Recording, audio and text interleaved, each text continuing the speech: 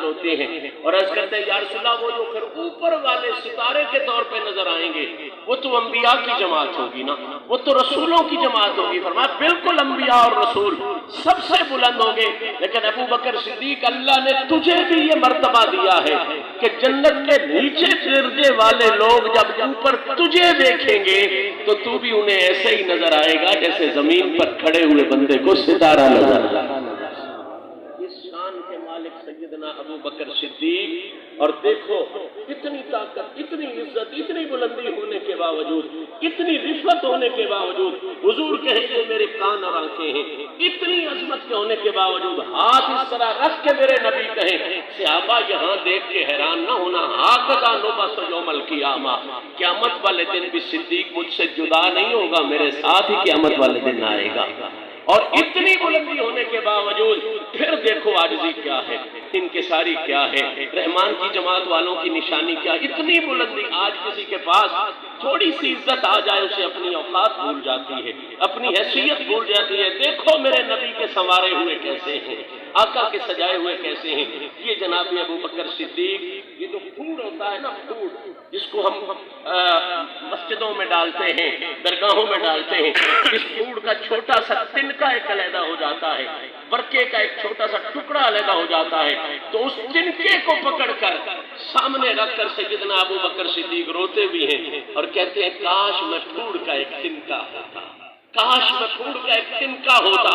کبھی سوچا یہ فکرہ کیوں کہا ہے؟ تو حضرت نے اس حقیقت سے پردہ خود اٹھا دیا، فرمایا یہ اس لیے کہہ رہا ہوں کہ اس تنکے کو کوئی سوال جواب تو کوئی نہیں ہونے نا، اس تنکے سے کوئی حساب کتاب تو کوئی نہیں ہونا۔ بلا شبہ جناب ابو بکر صدیق کے لیے گارنٹیاں میرے مصطفیٰ نے دے رکھی ہیں، انہیں خطرہ کوئی نہیں۔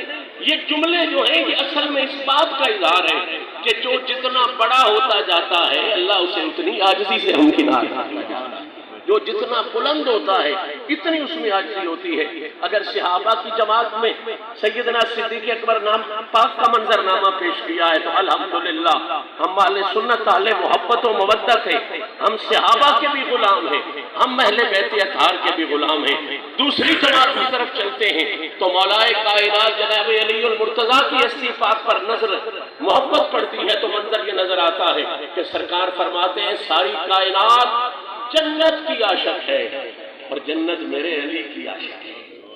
ساری کائنات جنت سے عشق رکھتی ہے اور جنت علی سے عشق رکھتی ہے، اور قربان جاؤں اس دعا کو سن کر تو عقل دنگ رہ جاتی ہے۔ حضور دعا فرما رہے ہیں یا اللہ حق کو ادھر کر دے جدھر میرا علی ہو، حق ادھر کر دے جدھر میرا علی ہو۔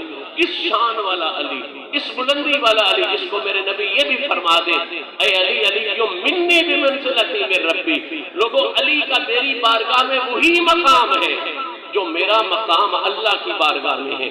یعنی جس طرح خدا کو ملنا ہو تو مصطفیٰ کے بغیر نہیں ملا جا سکتا، اسی طرح مصطفیٰ کو ملنا ہو تو علی المرتضیٰ کے بغیر بھی نہیں ملا جا سکتا۔ ہم سلسلہ عالیہ چشتیہ کے غلام ہیں، ہمارے شجرہ طریقت کو پڑھا جائے تو الحمدللہ ہمیں توسل علی المرتضیٰ نصیب ہے۔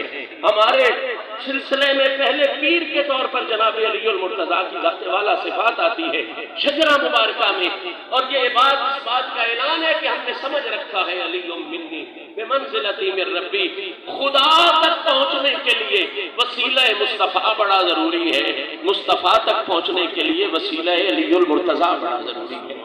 یہ علی جو اتنی شان کا مالک ہے، جس کے بچوں کی ملکیت کا نام جنت ہے، الحسن والحسین سیدہ شباب اہل الجنہ، اور جس کی پاک اہلیہ جنت کی تمام عورتوں کی سردار ہے، وہ جو اتنا اونچا علی ہے وہ عید والے دن روئے جا رہا ہے، روئے جا رہا ہے۔ کوئی بندہ آگے پوچھتا ہے مولا آج تو ہنسنے کا دن ہے، آج تو لوگ ٹھٹھا کر رہے ہیں، آج آپ کیوں رو رہے ہیں؟ جی علی جس کا نام بندہ پکا لے اور صحیح معنوں میں تقاضوں کے ساتھ پکا لے، صحیح تقاضوں کے ساتھ علی کا ذکر کرے تو خدا کی قسم اللہ ولایت کا تاج عطا کر دیتا ہے۔ تقاضوں کے ساتھ اگر علی کا ذکر کرے، جس تقاضے کے ساتھ علی کا ذکر کرنا بنتا ہے ولایت دے دیتا ہے، وہ علی جس کے نام میں اتنی برکتیں ہیں وہ کیا کر رہے ہیں؟ وہ رو رہے ہیں، عید والے دن رو رہے ہیں۔ پوچھا جاتا ہے حضور کیوں رو رہے ہیں؟ وجہ کیا ہے؟ آج تو ہنسنے کا دن ہے، مسکرانے کا دن ہے۔ آج سی دیکھنا ان بڑے لوگوں کی، ان کی ساری دیکھنا۔ علی جتنا بڑا ہو کے کہہ رہا ہے لوگوں ہنسے تو وہ جس نے قبر حشر کا امتحان پاس کر لیا۔ ذرا مجھے بتائیں علی کو کوئی خطرہ ہے؟ علی کو کوئی خطرہ ہے قبر اور حشر کا؟ اس کے غلام وعدہ کر لیتے ہیں کہ ہاتھ پکڑانا تیرا کام ہے، جنت بھجوانا میرا کام ہے۔ یہ پیر پٹھان علی کے غلاموں میں سے غلام ہیں، ان کی نسبت سے ہم جنت میں جائیں گے۔ انہیں کون سا خطرہ ہے؟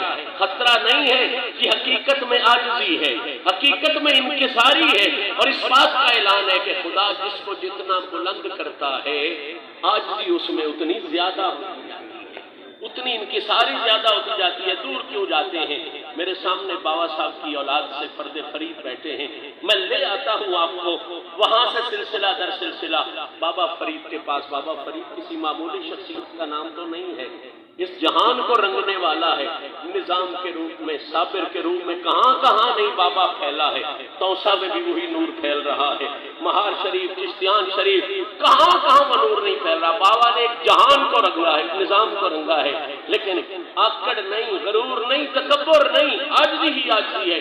کیا کہتے ہیں؟ کالے مینڈھے کپڑے تے کالا مینڈھا ویس، گنی بھریا میں پھراں تے لوگ کہیں درویش۔ یہ بابا فرید کہہ رہا ہے، اور یہ فقرہ سن کے تو حیرانگی ہوتی ہے۔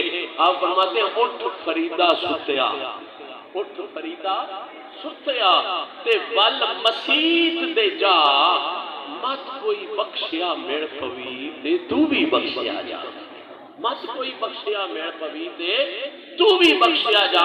دو باتیں تو اس فکرے سے واضح ہو گئیں۔ پہلی بات تو یہ کہ مسیت کی طرف بھیجنا یہ صرف مولویوں کا کام نہیں ہوتا، ول مسیت دے جا، مسیت کی طرف بھیجنا یہ حقیقی صوفیوں کا کام ہوتا ہے، حقیقی ولیوں کا کام ہوتا ہے۔ یہ صرف مدرسے والوں کی ڈیوٹی نہیں ہے، یہ خانقاہ والوں کی بھی یہی ڈیوٹی ہے۔